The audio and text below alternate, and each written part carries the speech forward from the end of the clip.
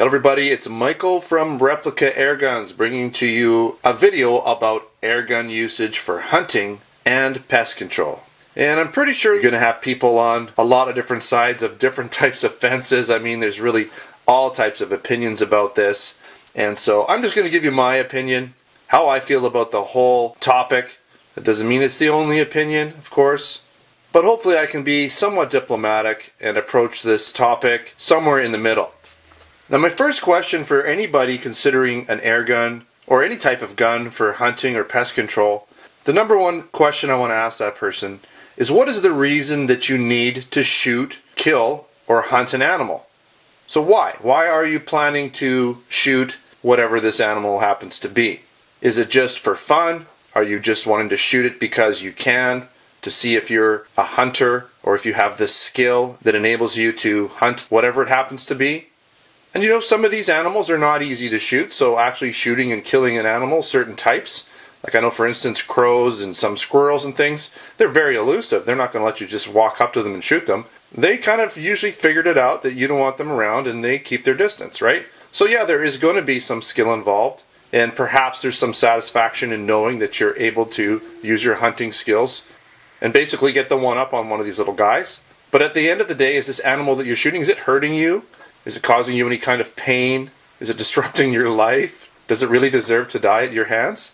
I mean, there are definitely valid reasons for hunting and pest control.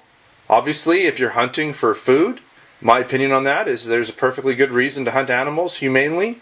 I have nothing against hunters as long as they're using the animal, using the meat. I'm not really a trophy hunter, so to speak, so I'm not really going to comment on that. I don't think that I would feel right shooting an animal just for skinning it or its horns or whatever it happens to be. But in terms of food, you know, if you're a meat eater, if you eat cow, chicken, whatever, it's kind of all the same thing. If anything, the animal in the wild has probably got a better life overall, had a better life, and probably died, you know, as long as you shoot it humanely, pretty quick, a lot less pain than it would experience if it were to die from old age or illness. Because basically, every animal in the wild pretty much dies a horrible death. They get eaten alive, they die of some sort of infection, or they just sit there and freeze to death. I mean, it's usually not a good death. I think a quick bullet to the head is probably a better option.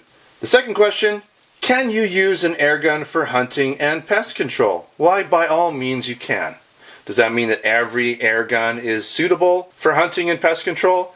Definitely not. Most of the guns that I review, most of the BB guns or the replica guns that I review, I would say most of them are not suitable for hunting or pest control.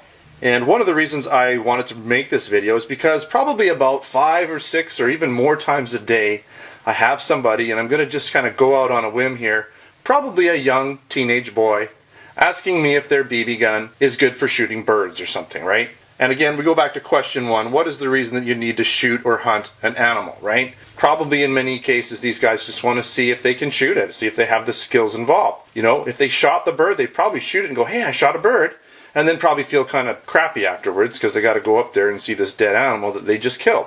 And if they were using a BB gun, they might have got lucky and they might have shot it in the head accidentally, and hopefully it put it out of its misery quick and painlessly.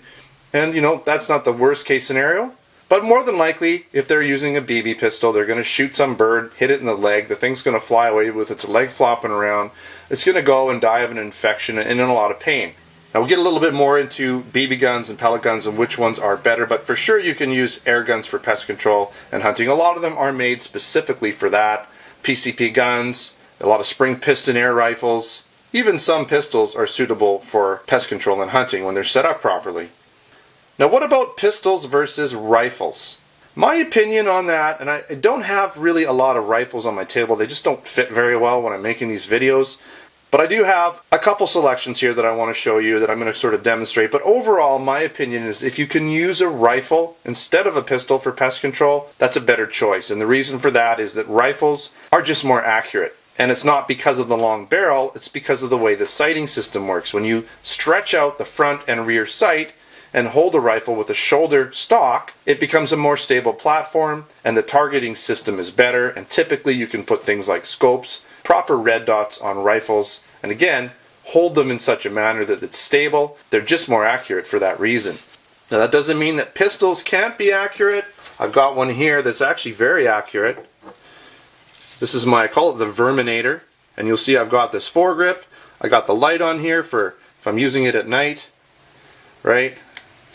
Because we have a lot of problems with rats and things in our area eating the garbage and just making a big mess. And I have a red dot on here so that the sighting system's really good. Plus I have this front foregrip that allows me to keep it really stable for a pistol. So this is not a bad option. But your standard pistol, like this guy here, no adjustable sight. Really, you're just kind of pointing and hoping. Short barrel, so your sight front and back is very short, which just doesn't allow you a lot of room for error. Or there is a lot of room for error, I should say. It's just not good. I mean, you might be okay up to, say, 10 or 20 feet away, but then things start to get really inaccurate. Now my draws up here does have a rear stock, and it has the red dot, and it has an elongated barrel, so it's very accurate. Now these are all, well, these two are BB guns. I will get into the BB guns versus pellet guns in a bit here, but in terms of accuracy and setup, this draws is probably okay too.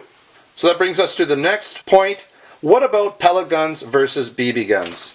In my opinion, I would really try to stay away from pretty much all BB guns, for the reason that a BB in most cases isn't going to have as much accuracy, especially at the ranges that you need to take these guys down, because BBs, you know, most pests or whatever you're shooting at, animals that you're shooting at, they try to keep their distance, right? So you're going to have to be shooting them at fairly far out ranges, at least 50 feet or more away, and a BB at that range will start to, you know, it starts to get a little bit out of control. It gets affected by wind, it's not spinning, so it just kind of goes where it wants to, especially at longer ranges.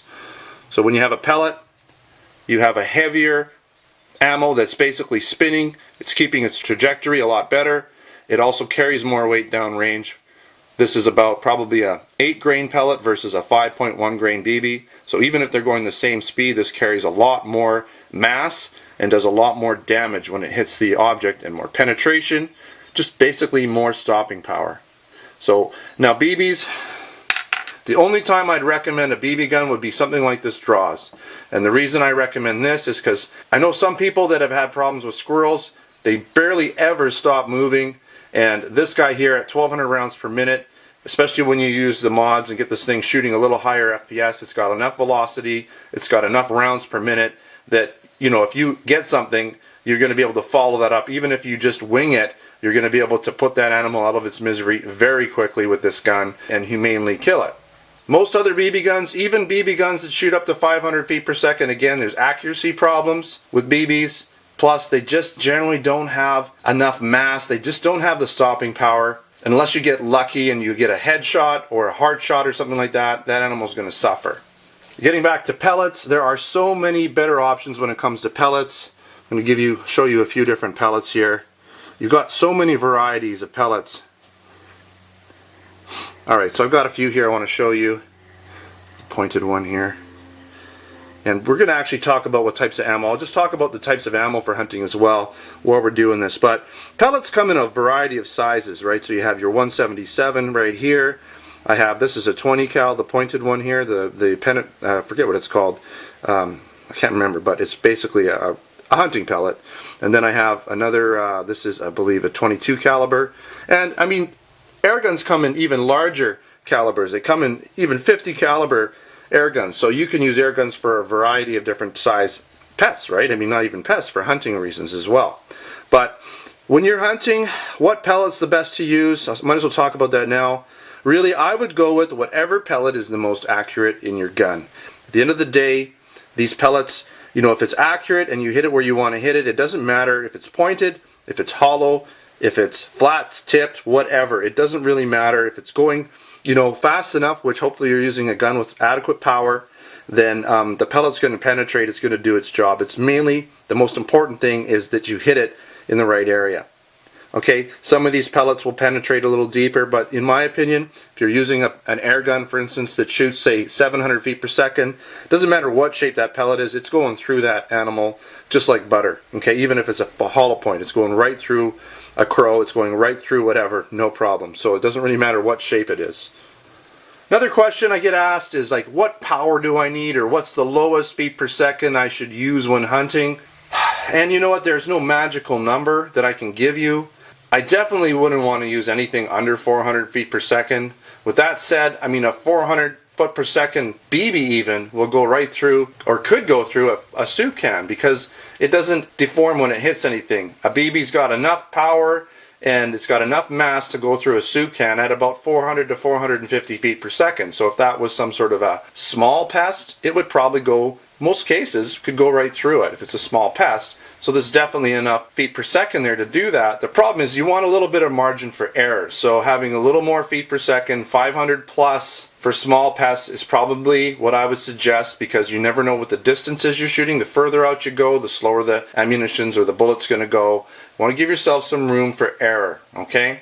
Now faster is generally better, unless of course you're shooting in a rural area and you want to make sure that that pellet isn't going to travel too far away, because you never know where it's going to go if you happen to miss what you're shooting at. And again, be aware of your background. Don't just shoot randomly into the air. Make sure that you know that if you miss, where's that pellet going to end up? You don't want to be responsible for injuring anybody. Another question I get asked, how large of an animal can this air gun shoot, or that air gun shoot, or can I shoot this type of thing, or whatever? And really at the end of the day, it comes a lot down to the shooter. I've seen videos of .177 caliber air guns putting down wild pigs with headshots basically through the skull. Because these were like super hyper velocity .177 caliber pellet break barrel rifles, and that pellet was doing something like 12 or 1400 feet per second. It's going to go right through bone and through everything pretty much. And if you get the right spot, probably going to kill it. Is it the most humane way to do it? I don't think so. I think it's better to use something that's overkill, pardon the pun, than something that's maybe underpowered. Now there are some very experienced shooters that are extremely accurate. They know how to count for wind, distance, and all these things. And they probably don't need as heavy a grain pellet or as much FPS, but you know what? If they have it, I'm sure they'd appreciate it too. Another question I get asked from time to time is, where can I use an air gun for hunting and pest control? That's a pretty tough question to answer, because it really depends on your bylaws.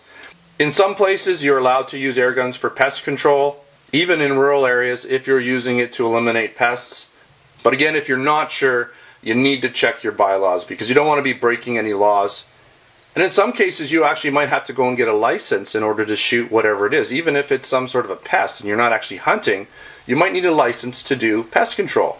And if you are hunting for the sake of hunting food, again, you might need a license, even if it's something that you might not think you need a license for. You just never know. Better to be safe than sorry.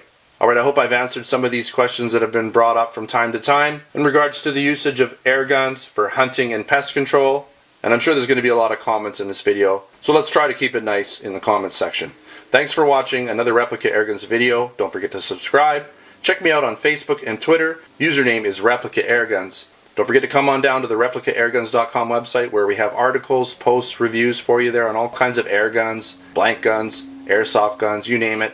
We also have our Canada and US Replica Airgun online stores, again, where we sell air guns, BB guns, pellet guns, airsoft guns, blank guns, knives, and accessories. Thanks for watching. Until next time, take care.